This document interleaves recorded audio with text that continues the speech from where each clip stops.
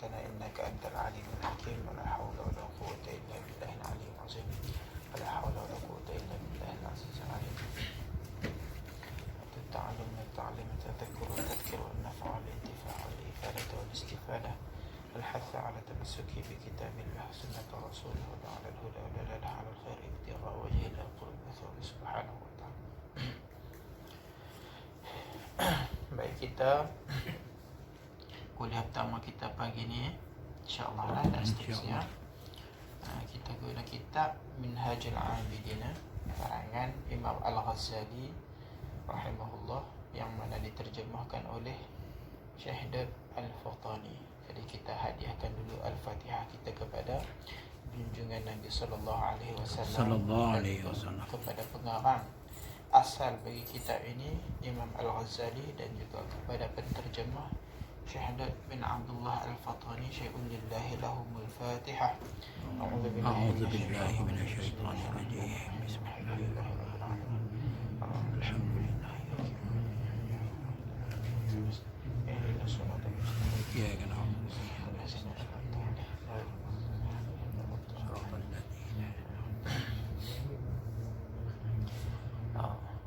Jadi kita sebelum kita mula masuk kepada kitab, kita cerita sikitlah tentang pengenalan kitab yang kita nak pakai. Jadi kitab ni kitab Jawi, namanya Minhajul Abidin ila Jannati Rabbil Alamin. Itu tajuk dia yang penuh lah, Minhajul Abidin ila Jannati Rabbil Alamin. Kitab ni kitab Jawi yang diterjemahkan daripada kitab Arab.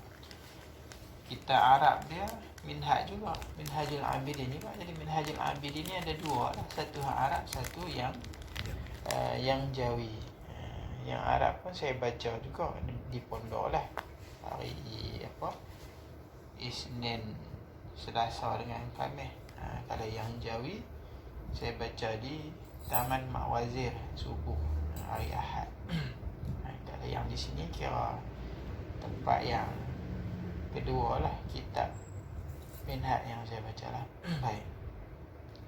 Kemudian kitab ni dia diterjemahkan oleh Syekh Daud Al-Fatani yang kita kenali, seorang ulama yang ulung dari wilayah Fatani. Tapi nama asal dia adalah Syekh Wan Daud.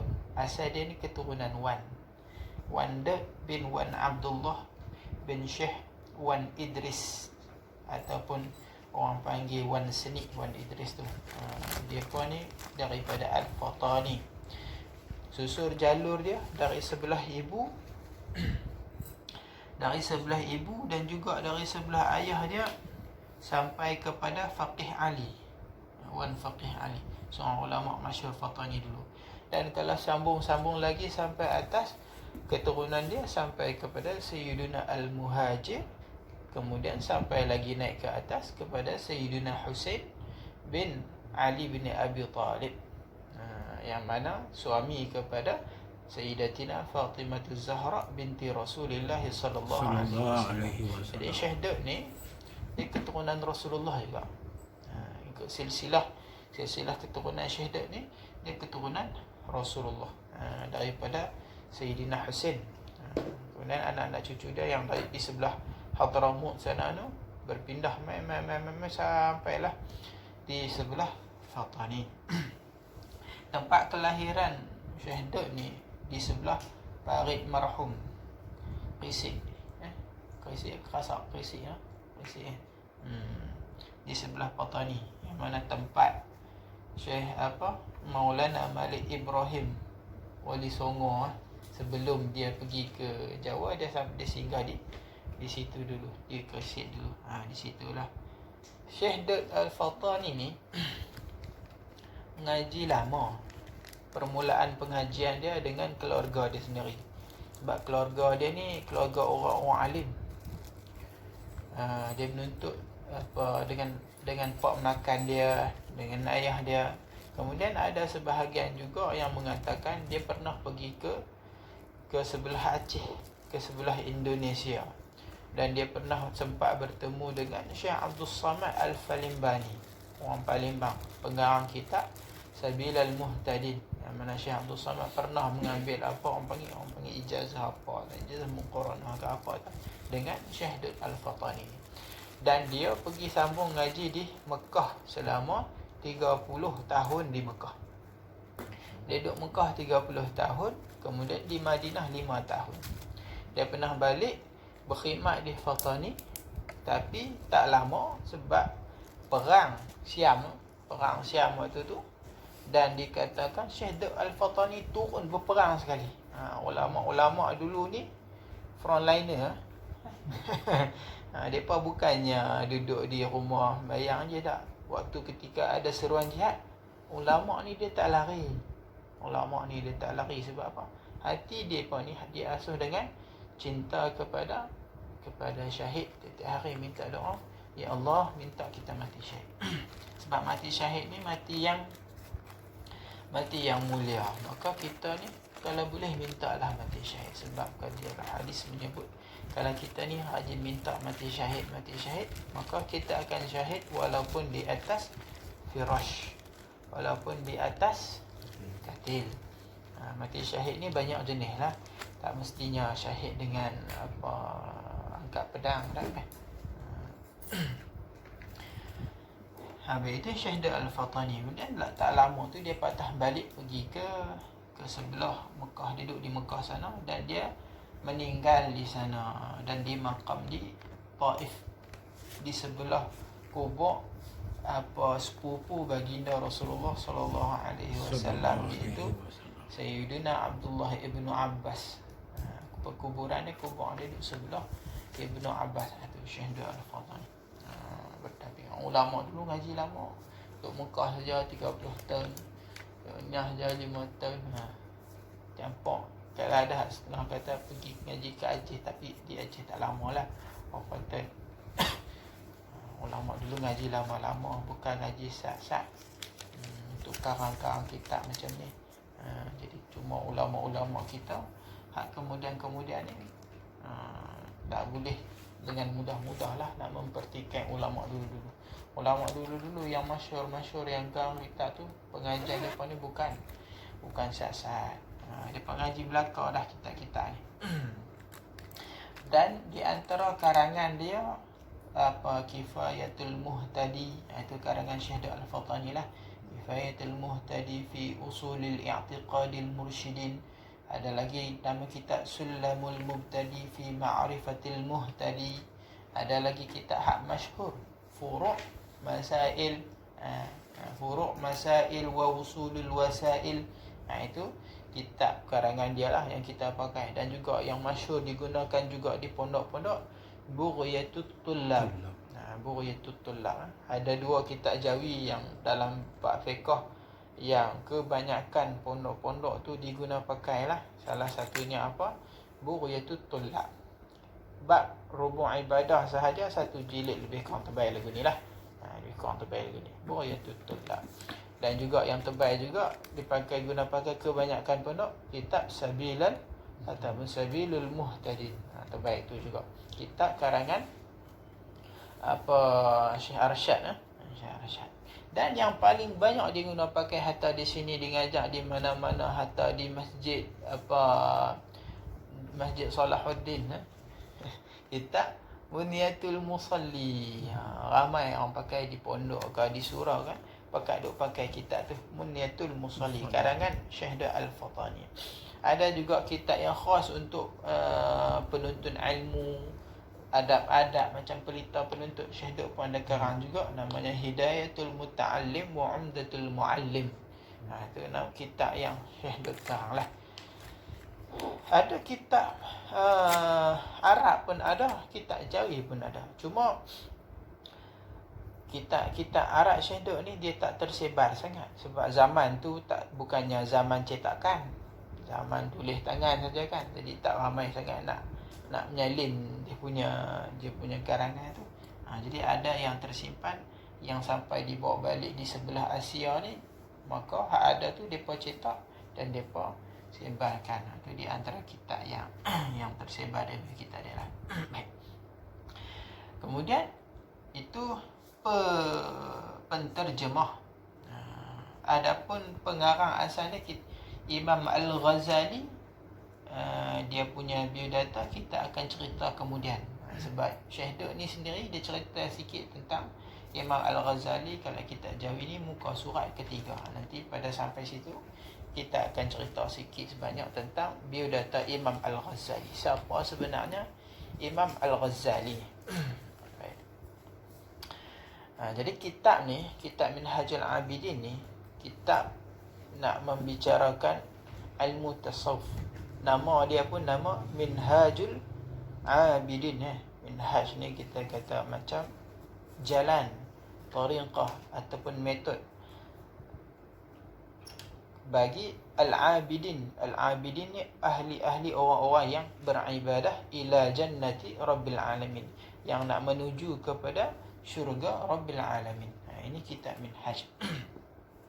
Sebab asal kita ni memang nak beribadah pun kan, Tuhan jadikan kita pun memang tujuan tak lain tak bukan untuk beribadah. Maka dalam kepala kita ni kita mesti sematkan satu benda, iaitu apa?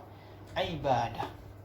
Jangan kita sibukkan dengan benda hak lain ni melebihi ibadah. Sibuk yang lain tak apa, tapi jangan melebihi ibadah. Jangan fikir siang malam ni hanya dengan benda dunia, tetapi kita abaikan ibadah. Sebab apa? Tujuan kita asal apa? Ibadah. Kalau kita tak pernah fikir ibadah, maknanya kita ni orang yang alpa, kita ni lupa kenapa kita ni Tuhan jadikan.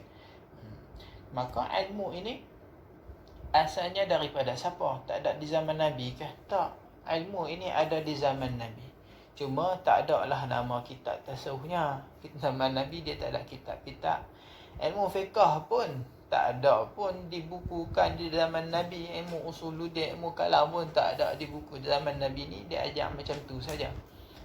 Cuma bila sampai zaman kemudian dikitabkan, dibuatkan satu tertib, satu silibus tentang pengajian. Asal kitab ini, asal ilmu ini diambil daripada hadis Sayyidina Jibril alaihi salam, yang mana Sayyidina Jibril datang kepada Nabi nak mengajarkan tentang agama kepada Nabi. Sayyidina Jibril tanya kepada Nabi, apa itu Islam? Nabi pun cakap Islam, ucap dan sebagainya. Kemudian tanya pula apa itu iman? Maka Nabi pun katalah iman itu beriman kepada Allah, Rasul dan sebagainya. Dan akhirnya Sayyidina Jibril pula tanya yang ketiganya, apa itu ihsan? Maka kata Nabi, al-ihsan an ta'budallah ka'annaka tarahu fa in lam takun tarahu fa innahu yaraka. Ihsan itu apa?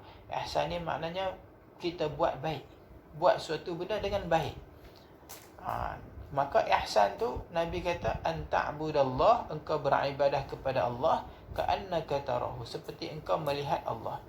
Fa in lam takun tarahu, kalau engkau tak mampu melihat Allah, fa innahu yaraka, maka sesungguhnya Allah itu melihat kau.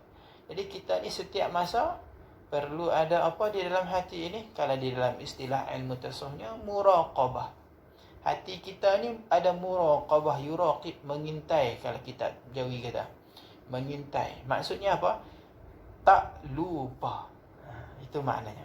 Dalam hati kita ni tak lupa dengan Allah. Sama ada orang yang sampai maqam yang tinggi, dia dapat syuhud hati dia kepada Allah, ataupun dia ni maqam yang tak sampai begitu. Nombor 2, iaitu apa? Dia merasakan Allah sentiasa melihat dia. Ala kulli hal, dalam hati dia sentiasa ingat Allah. Itu kunci di dalam ilmu tasawuf lah. Ihsan. Dari sinilah kita dapat tahu ilmu tasawuf. Dan ulama tasawuf ini mengarang kitab ni daripada mana ambilannya? Daripada hadis-hadis dan Al-Quran. Jadi 3 ilmu tu ilmu yang wajib. Sebab apa? Sebab 3 benda ni, iman, Islam, ihsan, ini penyempurnaan agama kita. Bila Sayyidina Umar, hadis tu hadis yang diriwayat Sayyidina Umar. Kemudian Nabi tanya, wahai Umar, engkau tahu siapa yang tanya itu, yang mai itu? Hadis tu semua orang tahu saja. Maka Sayyidina Umar kata, aku tak tahu ya Rasulullah. Maka kata Rasulullah, fa innahu Jibril. Yang datang tanya hari itu tentang iman, Islam, ihsan, itu adalah Jibril. Dia datang kerana nak mengajar kamu tentang agama. Jadi kalau kita mengaku sebagai agama, kita kata kita ni orang Islam, kita kena ada 3 benda dalam hati kita, dalam jiwa kita. Islam, iman, ihsan. Kita nak reti tentang Islam, kena mengaji Alkitab, fiqh. Kita nak mengaji tentang iman, nak tahu tentang iman secara detail, mengaji kitab tauhid. Kita nak tahu tentang tasawuf, maka kita kena mengaji.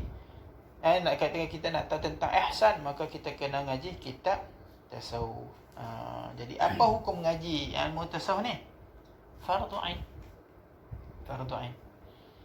Wajib atas setiap individu untuk belajar cara membersihkan hati, belajar cara nak kenal apa itu sabar, apa itu ikhlas, apa itu tawakal, apa itu tafwid. Kita kena belajar. Sebab ni perintah Allah. Tuhan kata dalam Al-Quran, fatawakkalu, maka bertawakal oleh kamu. Perintah tak? Perintah daripada Allah. Tuhan kata fasbiru, maka sabar oleh kamu. Tuhan kata ikhlas oleh kamu. Watabattal ilaihi tabtila, putuskan oleh kamu akannya sebagai satu putus. Maknanya ai akhlis ilaihi ikhlasan, ikhlas oleh dirimu. Jadi semua tu perintah Allah. Seperti mana Allah suruh kita sembahyang, aqimus solah, kita sembahyang. Tuhan suruh buat bayar zakat, kita bayar zakat. Tuhan suruh pergi haji, kita pergi haji. Tapi bila Tuhan suruh sabar, kalau aku bagi ujian, hampa sabar, kita tak sabar. Bila Allah suruh ikhlas, kita tak ikhlas. Bila Allah suruh tawakal, kita tawakal. Kenapa kita tolak yang ni? Tidak. Dua-dua daripada Al-Quran, dua-dua daripada Allah. Sama ada yang zahir ataupun yang batin. Tapi kita ambil zahir saja, kita ambil sembahyang saja, ikhlas kita buang. Kita ambil puasa saja, khusyuk kita buang. Padahal dua-dua ada dalam Al-Quran. Maka jadi seolah orang Yahudi lah, mereka beriman separuh, mereka buang separuh. Maka kita kena ambil ke semua, sebab itu semua daripada Allah. Kalau tidak, iman Islam kita tu tak sempurna apabila tidak ada tasawuf. Iman kena ada, tauhid kena ada. Kalau tidak, macam mana kita buat ibadah kalau kita tak kenal siapa yang kita sembah kan? Setiap hari kita sembahyang, siapa dia Tuhan yang kita sembah? Kita kena kenal. Maka itu bincangan tauhid lah. Lepas tu nak sembahyang macam mana? Kena belajar fiqh. Kalau kita tak erti bab sembahyang, macam mana kita nak sembahyang? Boleh jadi 10 tahun dah kita sembahyang dalam keadaan sembahyang kita tu tidak sah. Tidak. Sebab kita tak belajar. InsyaAllah Imam Al-Ghazali akan bincang tentang ilmu di hadapan di bab